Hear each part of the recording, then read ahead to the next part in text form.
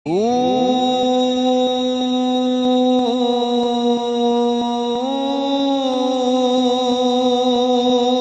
کثیرا کثیرا۔ ہمارے مرشد و مربی حضور سلطان العارفین سگی سلطان باہو قدس اللہ سر العزیز نے نبی کریم صلی اللہ علیہ وسلم کی حضوری کے بارے میں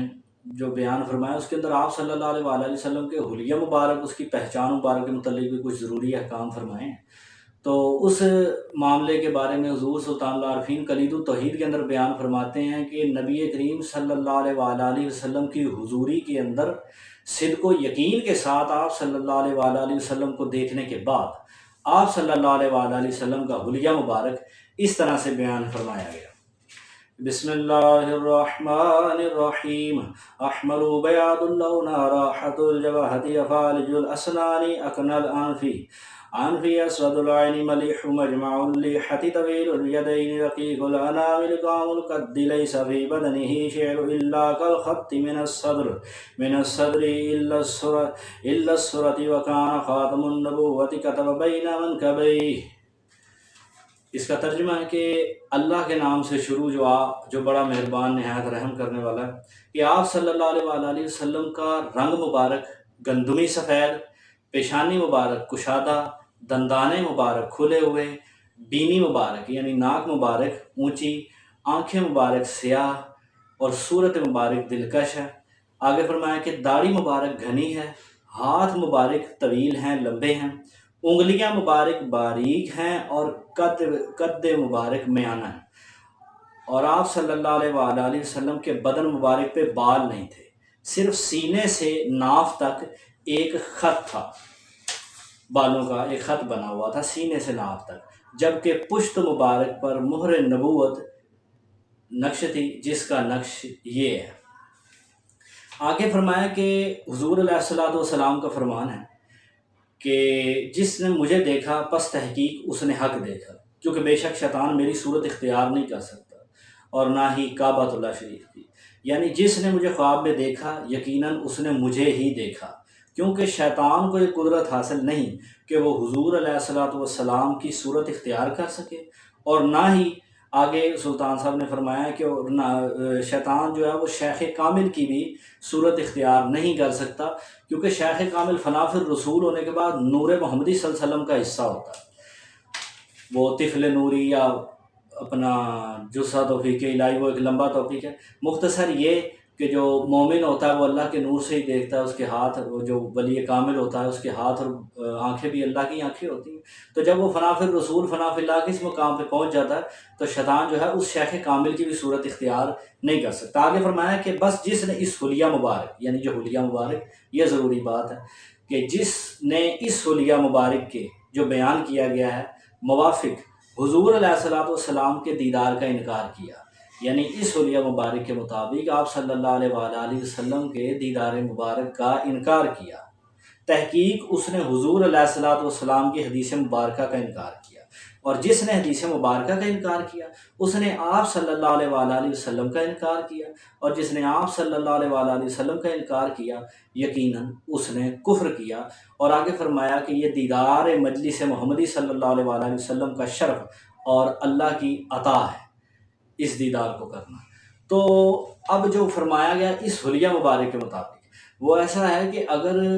شیطان یہ چاہے کہ وہ حضور علیہ الصلوۃ والسلام کی صورت اختیار کر لے، آپ کے نام سے دعویٰ کر لے، تو وہ نہیں کر سکتا۔ لیکن ایک خواب جو نفسانی ہوتا ہے، وہ نفسانی خواب کے اندر یا مراقبے کے اندر وہ نفس سے جو ہے وہ شیطان کی مشاورت سے، کیونکہ نفس بادشاہ اور شیطان وزیر ہے، سلطان صاحب نے فرمایا، تو وہ یہ دعویٰ کسی بھی شکل کے بارے میں کر دیتا ہے کہ گویا یہ حضور علیہ السلام کی شکل ہے، نعوذ باللہ منہا، لیکن وہ حضور علیہ الصلوۃ والسلام کی شکل مبارکہ نہیں ہوتی۔ اسی لیے حضرت ابن عباس رضی اللہ تعالیٰ عنہ کا بھی ایک جگہ واقعہ موجود ہے کہ انہیں کسی نے بتایا کہ میں نے آپ صلی اللہ علیہ وسلم کی زیارت کی خواب میں، تو ابن عباس رضی اللہ تعالیٰ عنہ نے فرمایا کہ حلیہ بتاؤ، پھر اس نے حلیہ بتایا تو حلیہ یہی تھا جو بیان کیا گیا، تو اس نے کہا کہ ہاں ٹھیک، حضرت ابن عباس نے فرمایا کہ ہاں ٹھیک ہے، تم نے آپ صلی اللہ علیہ وسلم کا دیدار کیا۔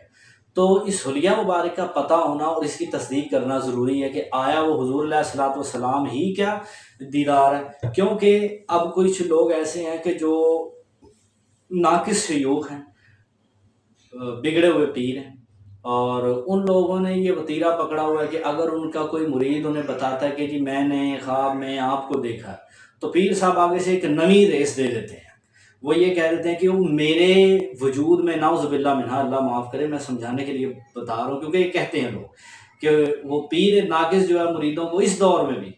اس بیدار دور میں بھی کہتے ہیں کہ بھائی میرے حلیے کے اندر حضور علیہ السلام نعوذ باللہ تجھے دیدار دینے یا تیرے سے ملنے آئے تھے۔ ایسا کچھ نہیں ہوتا۔ آپ صلی اللہ علیہ وسلم کا دیدار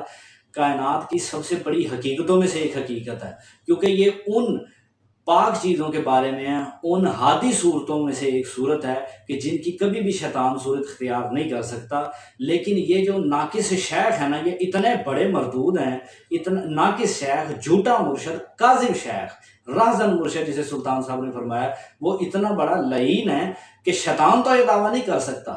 کہ میں نبی پاک صلی اللہ علیہ وسلم ہوں، نعوذ باللہ۔ لیکن یہ جو ناقص اور جھوٹے پیر ہیں، یہ اتنے لعین ہیں کہ یہ اس شیطان سے بھی بڑے شیطان ہیں جو دعویٰ کر لیتے ہیں کہ ہماری صورت میں نبی پاک صلی اللہ علیہ وسلم آئے تھے۔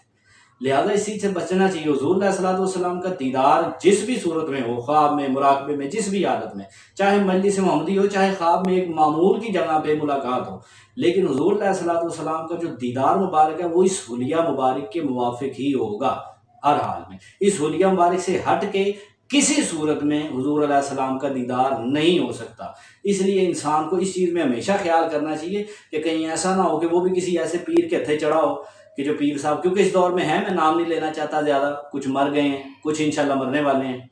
تو ایسے مر ہی جائیں تو اچھا ہے۔ تو ایسے لوگ جو ہیں کچھ ابھی بھی موجود ہیں جو حضور علیہ الصلوۃ والسلام کے بارے میں نعوذ باللہ دعویٰ کر دیتے ہیں۔ ان کا خواب میں مرید ان کو دیکھ کے آتا ہے، وہ آگے سے کہہ دیتے ہیں کہ ہماری صورت میں نبی پاک صلی اللہ علیہ وسلم آئے تھے۔ تو نعوذ باللہ کائنات کی سب سے حسین صورت